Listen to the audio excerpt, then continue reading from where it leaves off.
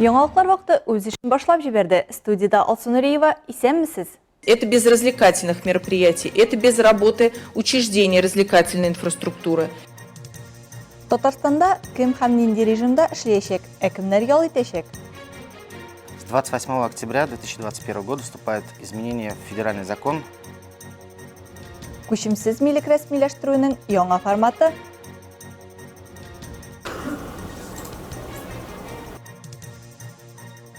Узган тәүлектә кыргалдарлар шәһәр халкын 900 мең сумга якын алдаган. Татарстанда соңгы тәүлектә коронавирус инфекциясе йоктыруның 176 яңа очрагы ачыкланган. Татарстан Республикасы Сәламәтлек саклау министрлыгының матбугат хезмәтенә хәбәр итүләренчә, 4 кеше чирне читтә йоктырып кайткан. Калганнары башка авырулар белән аралашу нәтиҗәсендә эләктергән.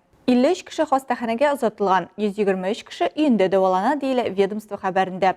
Казанда 100, Чаллыда 27, Түбән Кама районында 9, Чүпрәле районында 6, Биектау, Зей һәм Тукай районнарында 4, Орча һәм Лаеш районнарында 3, Ознакай, Лениногорск, Минзәлә һәм Питрәч районнарында 2, Әлмәт, Буа, Алабуга, Яшел Үзән, Кайбыш, Мамадыш, Питрәч, Балык бистәсе һәм Чистай районнарында берәр яңа очрак рәсмиләштерелгән. Шул рәвешле пандемия башланганнан алып республикада коронавирус инфекциясенең 30233 очрагы теркәлгән. 24985 кеше шуларның 107-се узган тәүлектә терелгән. Республикада барлыгы 1497684 кеше коронавируска каршы прививка ясаткан. 1,19541 кеше икенче дозаны да алган. 25654 кеше ревакцинация узган. 30 октябрьдән 10 ноябрьгә кадәр президент Владимир Путин эшләми торган атна игълан итте. Төбәк башлыкларына өстәмә чаралар күрү хокукы бирелде. Татарстанда эшләми торган атнада кайсы оешмалар эшен туктата, кешеләргә кайда барырга рөхсәт бар һәм бу атнада пенсияләр нинди график буенча биреләчәк, шулар хакында алдагы материалда. Чираттан тыш игълан ителгән ял атнасында кафелар һәм сәүдә үзәкләре QR-кодлар буенча гына эшләячәк. Татар информда узган матбугат конференциясендә Татарстан премьер-министры урынбасары Лейлә Фазлыева сөйләгәнчә, кафе һәм рестораннар бортик QR-кодлар буенча гына эшләячәк. Ризыкны үзең белән алганда, заказларны илтеп биргәндә, аэропортлардагы, вокзаллардагы җәмәгать туклануы урыннарында һәм банкет хезмәте күрсәткәндә сертификатлар кирәкми. Код булган очракта 18 яшьтән өлкәнрәкләр спорт үзәкләренә, бассейннарга, фитнес үзәкләргә һәм аквапаркларга керә ала. Требования предъявления гражданами старше 18 лет персональных QR-кодов для, первое, оказания им услуг общественного питания, за исключением обслуживания на вынос, доставки заказов, оказания услуг общественного питания на территориях аэропорта, железнодорожного вокзала или автовокзалов. Бу атнада Татарстанда кайбер оешмалар эшчәнлеген туктата. Күңел ачу чараларын уздыру тыела. Лейлә Фазлыева сүзләренчә, балалар өчен күңел ачу урыннарында да чаралар үткәрү ярамаячак. Татарстанда кафе һәм рестораннар 30 октябрьдән төнлә эшли алмаячак. Гәрчә моңа кадәр алдан рөхсәт бирелгән булса да. Бу хакта Роспотребнадзор федераль хезмәтенең Татарстан Республикасы буенча җитәкчесе Марина Потяшина Татар информ агентлыгында матбугат конференциясендә сөйләде. Ул 30 октябрьдән җәмәгать туклануы биналарында төнлә эшләү тыелганын искәртте. Моңа кадәр персонал 100% вакцинацияләнгән очракта аларга төнге сәгать 11-дән иртәнге 6-га кадәр эшчәнлеккә рөхсәт бирелә иде. Это без чего мы с вами обходимся и можем обойтись. Это без развлекательных мероприятий, это без работы учреждений развлекательной инфраструктуры, без ночной работы общепита. Аэропортларда, вокзалларда, торак пунктлардан читтәге юл сервис объектларында, җәмәгать туклануы нукталарында төнлә эшләргә ярамый. Лейлә Фазлыева төнлә бортик, АЗС һәм даруханәләр генә ачык булачагын кисәтте. Күңел ачу үзәкләре боулинг, ломбард, ярминкә, мунча, сауна эшләре дә тыела. Шулай да ачык мәйданчыкларда, ярминкәләрдә сатуга рөхсәт бар. Мәйданы 150 квадрат метрдан зуррак булган сәүдә һәм сәүдә күңел ачу үзәкләренә һәм көн күреш кирәк яраклары сата торган башка объектларга керү өчен шулай ук QR-код кирәк. 65 яшьтән өлкәнрәкләр өчен мәҗбүри изоляцияләүдә үзгәрешләр бар. С 30.10.2021 года в дополнение к имеющимся уже ограничительным мерам вводится обязательная самоизоляция для граждан в возрасте старше 60 лет, которые не вакцинированы или не переболели в течение последнего полугодия. Эшләми торган атнада пенсияләр график буенча биреләчәк. Әгәр дә кеше пенсияне 4 яки 5 ноябрьдә алырга тиеш икән, ул чакта акчалар алданрак түләнәчәк. Чөнки Россия почтасында пенсия фонды хезмәткәрләре дә банкларда эшләмәячәк. Пенсия фондының клиентларга хезмәт күрсәтү бүлекләре графигында үзгәрешләр булуы бар. Шуңа да эш көннәрен алдан белешү киңәш ителә. Әмма бу пенсияләрне түләүдә чагылыш тапмаячак. Почта бүлекләре 3, 4, 5 ноябрьдән тыш гадәти графикта эшләячәк. 4 ноябрь дәүләт күләмендәге бәйрәм. Шуңа 3 ноябрьдә эш көне 1 сәгатькә кимрәк булачак. Ә 5 ноябрьдә почта шимбә графигы буенча эшләячәк. Татарстанда 30 октябрьдән коронавирус белән бәйле кертелә торган чикләүләр 7 ноябрьдән соң да гамәлдән чыкмаячак. Ковидны кисәтү өчен яңа чикләүләр гамәлгә кертелә. 15 ноябрьдән театр, кинотеатр, кинозал, цирк, концерт заллары, рәсми физкультура, мәдәни, спорт чараларына бару өчен һәркайда QR-кодлар кирәк булачак, диде Ләйлә Фазлыева. Ул QR-кодлар бары тик шәхесне раслаучы документлар белән генә үз көчендә булачагын әйтте. Татарстанда билгеләнгән чикләү чаралары Россия президенты Владимир Путин указындагыга караганда да кырысрак булуын искәртте. Ләйлә Фазлыева 30 октябрьдән кертеләчәк чикләүләр санитар-эпидемиологик вәзгыять яхшырганчы гамәлдә булачак дип әйтте. Бу вәзгыятьнең яхшыруы авыручылар, прививка ясатучылар санында чагылыш табачак. Тажлы вируска бәйле вәзгыятьне яхшырту максатыннан калабызда маскалы режимның үтәлүен тикшерү бара. Бүген Әлмәт ичке эшләр бүлеге хезмәткәрләре җәмәгать транспортында йөрүчеләр белән аралашты. Иртән барланган рейд барышында автобусларда кагыйдә бозу очрагы ачыкланмады. Россия кулланучылар җәмгыяте белгечләре тәртипкә бармак арасына карамаска кушканны төгәл үтәргәнди. Җәмәгать урыннарында тиешле дистанцияны сакларга, маска киеп йөрергә, өйгә кайткач кулларыгызны яхшылап юарга һәм антисептиклар белән кулланырга онытмагыз. Үзегезне һәм якыннарыгызны саклагыз. Башка темаларга. Күчемсез милек бердәм дәүләт реестрының федераль дәүләт мәгълүмат хезмәте милекне исәпкә алуның бердәм үзәкләштерелгән системасына күчте. Шулай күчемсез милекнең бердәм дәүләт реестрыннан мәгълүмат алу өчен онлайн сервис эшли. Шуңа күрә милекне рәсмиләштерү, кадастр исәбен алу һәм башка хезмәтләр тизрәк күрсәтелә. Мәсәлән, элегрәк теркәлү һәм үз йортын рәсмиләштерү өчен документлар комплекты әзерләргә гариза бирергә кирәк иде. Өстәвенә бөтен процессны узуга 30 көн вакыт сарыф ителгән. Хәзер исә моны 10 эш көне эчендә эшләргә мөмкин. Тулырак Алсу Әмирова сюжетында. Стоп кагаз топланган кагаз документларның язмышын хәл итеп кенә калмый, яңа документларны кабул итү тәртибен дә үзгәртәчәк. Закон буенча кагазда бирелә торган барлык документлар гариза бирүчеләргә яңадан аларны электрон рәвешкә күчергәннән һәм алар нигезендә исәпкә алу теркәү гамәлләрен үткәргәннән соң кире кайтарылачак.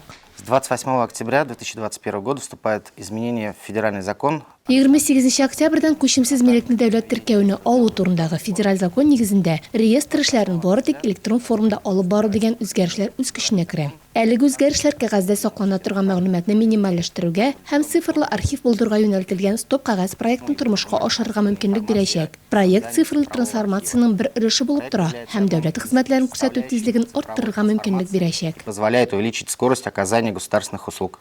Моннан тыш, 2021 елның 28 октябрьдән өлешләп төздә катнашу шартнамәләрен дәүләт теркәүне алу сроклары кыскартылачак. Дәүләт теркәүне алу турында гариза бирү хокукын теркәү органына кергән көннән алып, элеккеге 7 көн урынына 5 эш көнендә башкарылачак. Гариза электрон формада кергән көннән соң 3 эш көне эчендә каралачак. Күп функцияле үзәк тарафына дәүләт теркәү турында гариза кабул ителгәннән соң 7 эш көне эчендә максатына барып җитәргә тиеш. Шулай ук машина урыннарына карата законнардагы төзәтмәләр дә үз көченә керә. Машина урыннарының максималь күләме турында таләпләр төшереп калдырылды.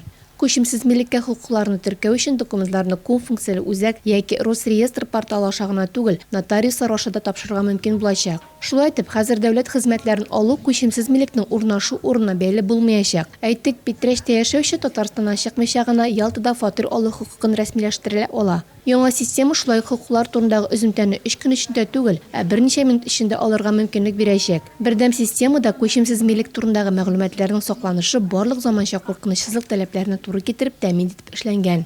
Алсу Әмирова, Милена Валиева, Рамил Базартинов, Яңгылар вакыты, Луч Әлмәт телекомпаниясе. Улы бәләгә юлыкты бушлай игъланнар сайты дәүләт хезмәтләре сайтын бату. Узган тәүлектә генә дә кыргалдарлар шәһәр халкын 900 мең сумга якын алдаган. Теманы Олия Бәйрәмалова дәвам итә. Кыргалдарлар шалтыратулары хакында шәһәрнең 10 кешесе хәбәр иткән. 4 кеше шунда ук сөйләшүдән туктаган, ә әңгәмәне дәвам итүчеләр 850 мең сумнан колак каккан. Күп кенә яңалык, күптән онытылган искелек дигән гыйбарәне искә алып, җинаятьчеләр шәһәр халкын якыннарының үлеме белән тәмамланган юл транспорт һәлакәтенә юлыкканын хәбәр итеп шалтырата башлыйлар. Шәһәрдә яшәүче 91 яшьлек ханым янәсе улының тавышын ишетеп, аның исемен сораган һәм җавап итеп озын гудоклар гына ишеткән. 85, 82 һәм 83 яшьлек пенсионерлар бәхеткә аларның мошенниклар булуын аңлап, сөйләшүне туктаталар. 92 яшьлек казанлы улы катнашында юл транспорт һәлакәте буенча эшне алга таба тикшерүне туктату тәкъдименә ризалашып, кыргалдарларга кәрәзле элемтә салоны аша 131 мең сум акча күчерә һәм бу хакта полициягә хәбәр итә. Шәһәрдә яшәүче 61 яшьлек ханым улын җинаять җаваплылыгыннан коткарып, мошенникларга 10 мең сум акча күчерергә өлгергән. Алар белән телефон аша сөйләшкәндә улы өенә кайткач, әни кеше үзен алдауларын аңлый. 80 яшьлек тагын бер әби улын коткарган өчен мошенникларга 180 мең сум акча бирергә өлгерми. Җинаятьчеләрне эзләү хезмәтләре аркасында хатын акчаларны курьерга тапшыра алмый кала. Әлмәттә яшәүче 24 яшьлек хатын-кыз караклы аркасында 800 мең сумга якын акчасын югалткан. Мошенниклар аны кредит рәсмиләштерергә, аннан соң бу акчаларны аларга җибәрергә күндерә. Шул ук вакытта хукук саклау органнары хезмәтләре дә белдерә. Бөтен сумманы күчергәннән соң кыз мошенникларның хәйлә мәкерләренә эләгүен таный һәм полициягә мөрәҗәгать итә. Барлык фактлар буенча да тикшерү үткәрелә. Җинаять эше кузгату мәсьәләсе хәл ителә. Материал Әлмәт эчке эшләр бүлеге материаллары буенча эшләнде. Алия Байрамалова, яңалыклар вакыты, Луч Әлмәт телекомпаниясе. 18-29 октябрьдә Әлмәттә үлем белән кайда сәүдә итәләр икәнен хәбәр ит. Бөтен Россия оператив профилактик акциясының 2нче этабы уза. Чараның максаты җәмәгатьчелекне наркоҗинаятьчелеккә һәм наркотикларның законсыз әйләнешенә каршы торуда катнашуга җәлеп итү. Россия Эчке эшләр министрлыгының Әлмәт районы буенча бүлегенең балик булмаганнар белән эшләү буенча өлкән инспекторы, полиция майоры Сирена Әхмәтова 12нче урта мәктәп укучылары белән яшьләр арасында наркомания таралу проблемасы буенча фикер алышты һәм укучыларга наркотикларга бәйлелек һәм аларның законсыз әйләнеше өчен җаваплылык турында сөйләде. Белгеч административ һәм җинаять җаваплылыгының хокукый мәсьәләләрен аңлатты. Алкоголлы, спиртлы һәм тәмәке продукциясын куллануның зыяны турында сөйләде. Шулай ук яшүсмерләрне закон белән каралган хукук бозулары өчен җаваплылык турында кисәтте. Дәрес барышында балалар үз хокукларының киң спектры турында да белделәр.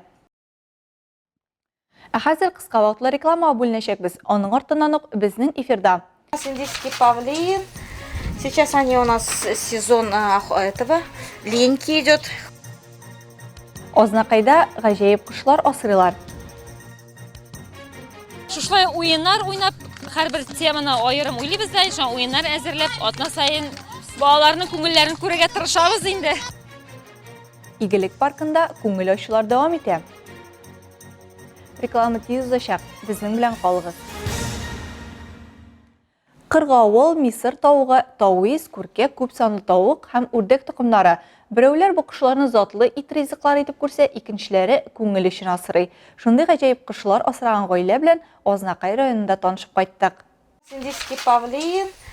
Сейчас они у нас сезон этого линьки идет. Кыргавыл, Мисыр тавыгы, тауис ише гаҗәеп кошларны элек зоопаркларда гына күрергә була иде. Хәзер исә аларны шәхси хуҗалыкларда да бик җиңел үстерә башлаганнар. Шундый осталар Азнакай районының Карамалы елга авылында яши. Мурат һәм Марина Мөхәммәдиевләр биредә чагыштырмача күптән түгел генә яши башлаган. Азнакайдагы кызан фатирларын һәм классик жанрдагы 6 сотый бакча кишәрлеген алар бәләкәй авылдагы зур йортка җиңеллек белән алыштыра. Тиз арада авыл кешесенә хас булмаган хоббилары белән халыкның гына түгел, торак пунктка була торган күп санлы кунакларның да игътибар үзәгенә әверелеп тә куялар. Барысы да Башкортстанга тавык артыннан барып, ау кыргавылларын сатып алудан башлана. Әлегә ачык батыр төстәге кабатланмас каурыйлы кошлар үзләренә беренче караштан ук гашык итә ала. Өстәвенә алар салкын температураны җиңел үткәрә, ныклы иммунитетлары белән дә аерылып тора. Ашауга талымсыз һәм тиз симерә. Шуңа күрә аларны Европа һәм Америкада ит өчен дә күпләп асрыйлар. Порода охотничьи фазаны, они разводятся как в диких условиях,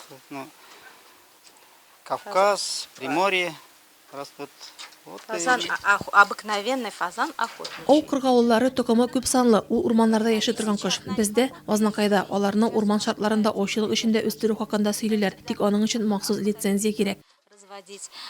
Но пока еще именно в Азнакаевском районе их пока не разрешили разводить. Марина Хларатыр җайланмалары операторы Марат Нефтче, икесе дә җаны тәне белән җир кешеләре. Шуңа да кысан фатирларын иркен авыл йортына алыштыруларына бер генә дә үкенмиләр. Кыргавыл, Мисыр тавыгы, тавыз, күркә, күп санлы токымлы тавык һәм үрдәк янына Мөхәммәдиевләрнең мини зоопаркында тиеннәр дә барлыкка килгән. Аларны мөстәкыйль тормыш итүче ике кызы һәм уллары гаиләләре белән бергәләп бүләк иткән. Булар барысы да күңел өчен ди Марат белән Марина. Шулай да әлеге кызыксынулары азрак табыш та китерә башлаган. Узган җәйдә Мөхәммәдиевләр кыргавылларын сатып җыелган акчага диңгезгә сәяхәт кылган. Вкладывались 3 года, в течение 3 лет мы в него вкладывались. В этом году он нам начал уже приносить доход. То есть Ныклап торып 3 ел үрчетә башладык кышларны. Сату өчен димәсәк тә казыксынып килүчеләр сорагач сата башладык. продавала инкубационные яйца и плюс еще пары, которые уже выросли.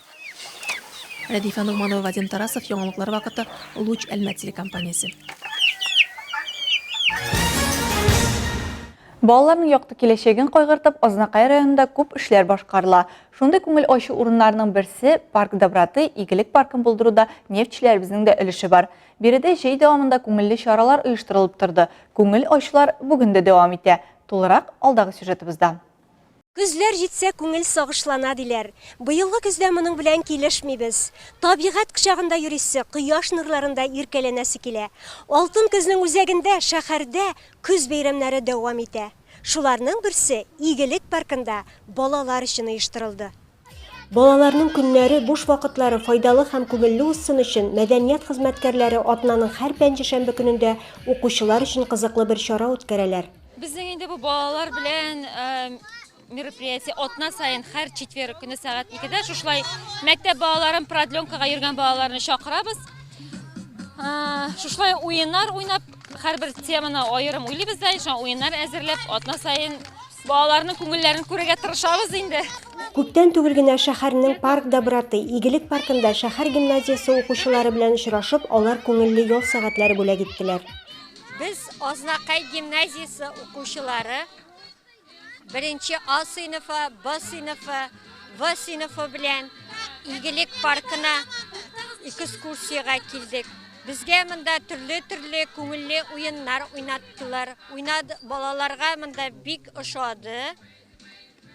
Яңадан да без монда бик күңелле шатланулар белән киләчәктә дә килергә уйлап торабыз. Саф һавада нефтчеләр бүләк иткән уен мәйданчыгында балалар төрле уеннар уйнап, физик күнегүләр белән шөгыльләнеп, алар өчен махсус үткәрелгән чарадан канәгать булып калдылар. Мне здесь очень сильно нравится. В парке очень классно и так весело. Когда мы закончим вот эту игру, мы сразу будем в другую игру играть. Эльмира Шарифуллина, Рөстәм Акбаров, яңалыклар вакыты, Луч Әлмәт телекомпаниясе. Бу сезгә җиткерәсе соңгы мәгълүматыбыз иде. Мин Алсу Нуриева һәм монтаж операторы Олия Бейрамалова сезнең белән саубуллашабыз. Киләсе очрашуларга кадәр.